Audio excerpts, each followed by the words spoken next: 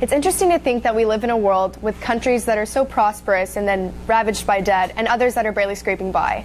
But how are these countries expected to make money with no money? Well, that's finance, and that was my goal for this last semester. So going into ISM, I had originally planned on studying astrophysics and aerospace engineering, thinking that I might intern for NASA one day or become a rocket scientist. But as a part of my original research, I started looking to the finances because rocket science isn't exactly cheap. And I looked into how NASA is granted billions of dollars each year to fund these endeavors and these adventures. And it was kind of interesting to me that these huge projects require such an interest in finance, and these specific funds have to go to these specific engineering principles, and then makes you think of how just finance applies to yourself. So for my goal this year was to explore finance and to both foster business and personal relationships, and just to get a better understanding of money and how it's, as much as we hate to admit it, the basis of a lot of what we do. So hi, my name is Kaeli Long. I'm a junior here at Frisco High School. This is my first year in ISM, and I'm studying finance. As Anatole France once said, to accomplish great things, we must not only act but also dream, not only plan but also believe. I feel like as ISM students, that's what we're here to do. We're following our dreams or following something that we're interested in to get an end result, or to figure out if that's somewhere we need to be or if it's a right fit for us. A little bit about me. So I said I'm a junior, and I'm also a part of the theater productions program. I was Pinocchio in Shrek the Musical, and I'm involved in the one act this year. And I'm also on the Frisco Stars dance team, and those are my two dogs, Maxie and Cody.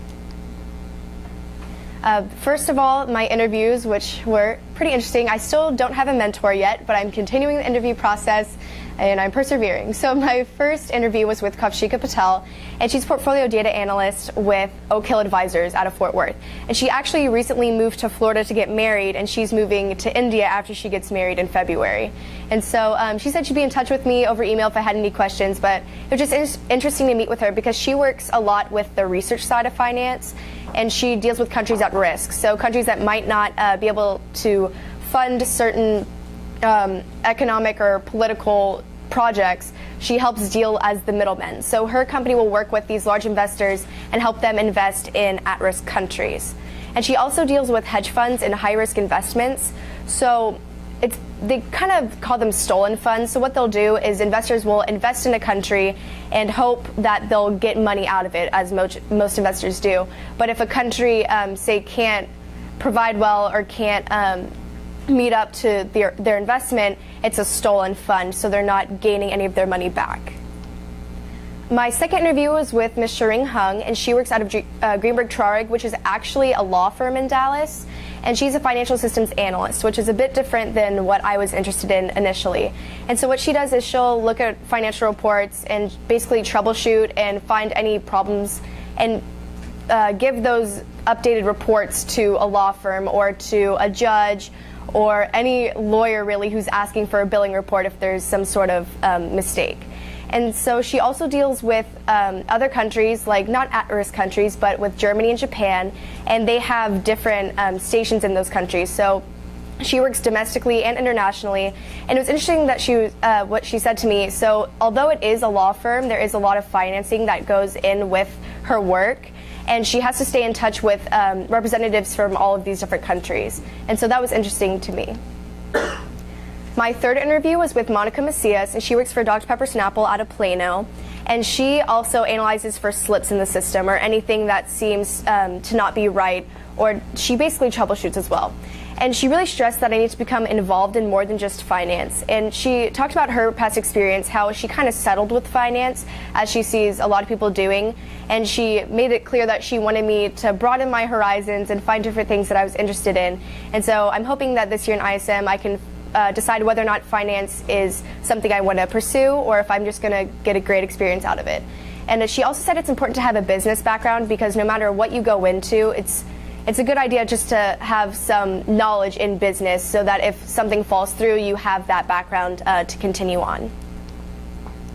My next interview was with Joseph Ware, and he's the Vice President of Financial Consultant at Fidelity Investments out of Las Colinas. And I was actually interested in asking him to be my mentor, but with confidentiality and since he's working with high network clients, it's kind of difficult to set up times and for me to work with these numbers. So I'm actually talking to him right now about different, I guess, intern positions, although since I'm in high school, it's also kind of difficult. But he also stressed that it's just important to be flexible with everything you do, and that in finance, you really want to build long-lasting relationships, especially since if you're working with private clients, like you want to continue on the generation and the legacy and work with their kids and their grandchildren. And he also stressed that it's important to have good interpersonal skills and to really connect with people. You want to get people to trust you with their money and just to make sure that their finances are going to be successful later off in life, or if they want to retire with a good retirement plan, that you have them covered. And it's also their money that you're investing, so it's important to have a good relationship with them. My next interview was with James Robertson, and he's the Senior Director of Financial Planning at Omnitrax. And what they do in Dallas is they basically create GPS systems and monitoring systems for trucks or for different transportation vehicles so that they can find where they are, because trucks have difficulties driving on regular roadways because there's height, weight restrictions, things of that sort. And so he talked about how he has an accounting background, or it's important to have an accounting background. And with the people I've interviewed, it's either a hit or a miss with accounting. You either really love it or you really don't. But he stressed that it's important to understand and be able to analyze numbers, because working with finance, you're working with money all day long.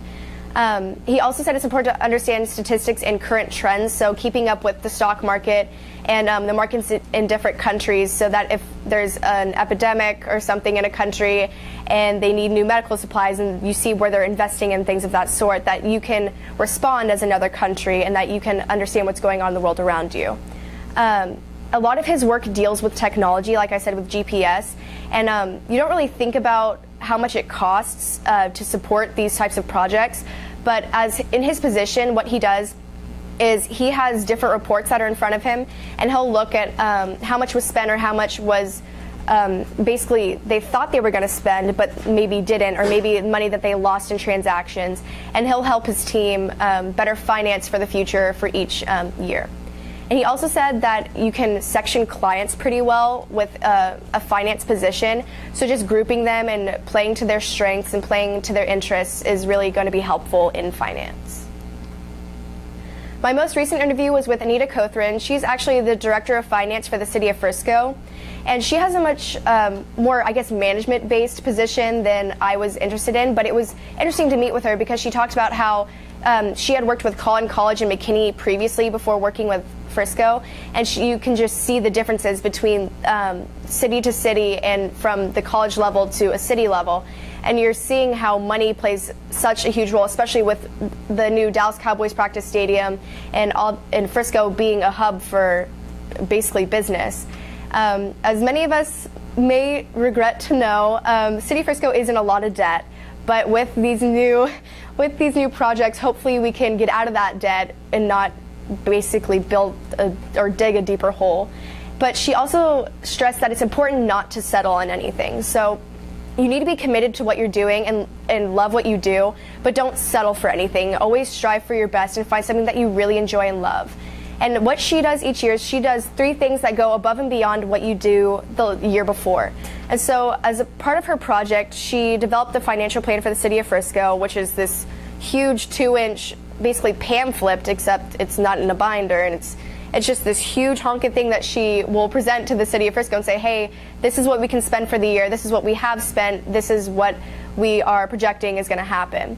And so what she did was she created a tiny little brochure, basically, that'll go over the highlights, because some people don't like reading through a 300-page booklet. And so it was just really interesting meeting with her, talking about how although she is in management, that she does touch with finance and she manages people in the financial sector, and she can also talk to people in like HR and in law and things like that. So that was interesting to me. And although she was my most recent interview, I have another interview scheduled for Thursday this week with Dustin Albin, and he works for the Frisco Rough Riders. So since I haven't had as much luck dealing with private client finance, and since I've looked into corporate and government, I'm excited to kind of go sports and just branch out and see what's out there. So for my research, I first began researching the stock exchange because going into finance, I wasn't really sure what I was getting into. And so the New York Stock Exchange is the world's largest market for basically corporate business. And the main goal is to provide a safe environment, which is an idea that needs to be held throughout all of finance, because if you're not making your clients feel safe or you're not building these relationships, how can they trust you with their money? And since the market is always constantly changing, you have to have a good understanding of stock and statistics and just how people are investing their money. And it's also important to understand forecasting, so being able to see what's going to happen in the future with money and with markets. I also looked into how to analyze an industry, and so this is called Porter's 5 forces. So it's the power of suppliers, power of buyers, the barriers, competition, and the availability of substitutes. So basically, these are 5 aspects that are important in all business, especially finance, because you have to be able to basically supply your customers and be able to play off of their wants and their needs. And so since it is a very consumer-driven market, it's important to understand different competitors and their business strategies so that you can work with your clients better and that you can give them the product that they are really wanting. And it's important to dig deep. So rather than just, oh yeah, I'm going to sell this product to this person, you need to really strive to do what's best for them. And that also goes with investing clients' money. You don't want to just let them settle. You want to do something that's going to get the best gain for them and so that they can be happy and probably come back to you. My next research was about hedge fund strategies, and so a lot of hedge funds go into countries at risk, like Kaeli works with, and these shares are actually harder to sell because you're investing in stolen money or borrowed money, and the failure of losing a hedge fund can basically make you lose not only that fund, but the stolen fund from the investors that had originally invested in the country or invested in the product or the sale. I also looked into the causes and consequences of China's market crash. So at the beginning of the year, China's market crashed, and we also felt repercussions in our market. And what had happened was that there basically became a devaluation of currency. So they were exporting and importing not to the standards that they were wanting. And so they might have been importing more than they were exporting. So they were experiencing a loss of money. And there's also higher industrial demand. So with building and construction and wanting to become a highly developed country, their markets faced some consequences. And also the market crash of China was responsible for 15% of the world's gross domestic product. So we know we have a strong relationship with China for imports and exports, but they are also responsible for a great deal of exports around the world. On my UNT visit, I went to 3 different classes. My first was Financial Accounting Principles with Sonia Hightower. And as accounting is either a hit or a miss type of thing, I wasn't particularly interested in accounting, but I got a good gist of depreciation methods, so like straight line, double depreciation. I know that's just some random words I'm throwing at you, but really accounting is understanding the money that's coming towards you and being able to settle it into a report. And although it was college level, I got a good grasp for things.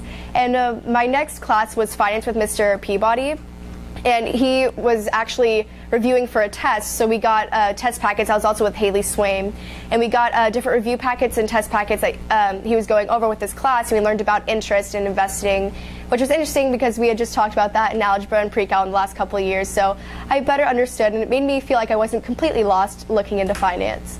And my last class was with Mr. Brian Dixon, and he was talking about microeconomics, and he was talking about implicit and explicit costs and what can be controlled and what can't. And so let's say somebody's owning a pizza parlor and you have this many ovens that produce this many pizzas. You can buy more ovens, and statistically you'll have a greater amount of pizzas in a ratio, but that's not always the case with finance and with economics. And so it was interesting.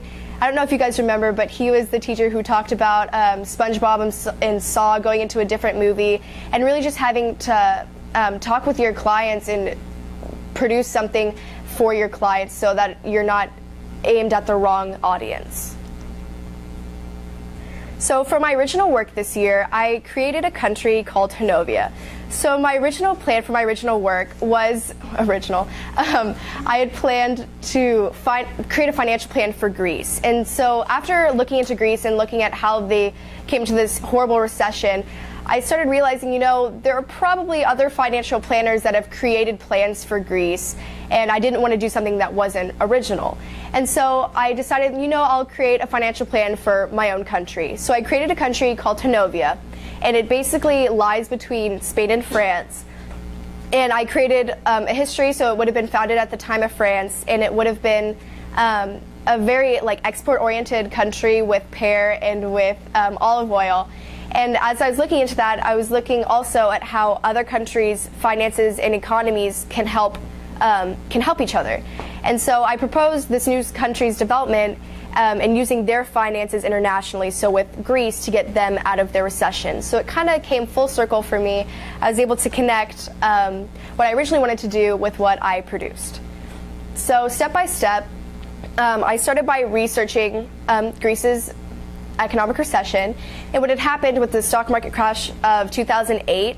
They basically came out and said, so we've been forging some of our numbers and we haven't been telling the truth about how much money we've been spending and how much money we've been gaining. And so with a huge economic recession and this huge problem, it basically put everybody in the Eurozone down under into debt. And so I created a history for Hanovia to basically reverse what had happened in Greece. So Hanovia, it's Gaelic, that's where that came from, and also Princess of Genovia, yes, from Princess Diaries. That is also some inspiration, and it settled in the same area on the Mediterranean, so that was kind of fun. And basically the founding and settlement, it's Gaelic. It happened at the time of French founding, and so it would have been easier just for people to come over and settle that at the same time rather than having to combat with Spain and things like that. And also, I created their economy and their industry, so they would have begun as like a trade or a port-based economy, and they would have done shipbuilding and things like that. But over time, they would gain different exports. So the main two were olive oil and pears, because that's really what grows best in the Mediterranean. And my goal was to help them enter a state of prosperity. And so they don't have any debt. It's this ideal country that is doing well, even though it's really, really tiny in comparison to everything else. And I'll show you a map in a second.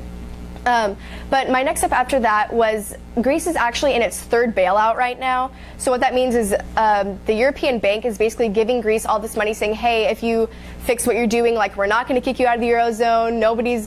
There's going to be no harm, no foul. Just do with this money what you will and try to get out of debt. And so I proposed a fourth bailout for Greece, assuming that this one wouldn't work as well since the first two hadn't.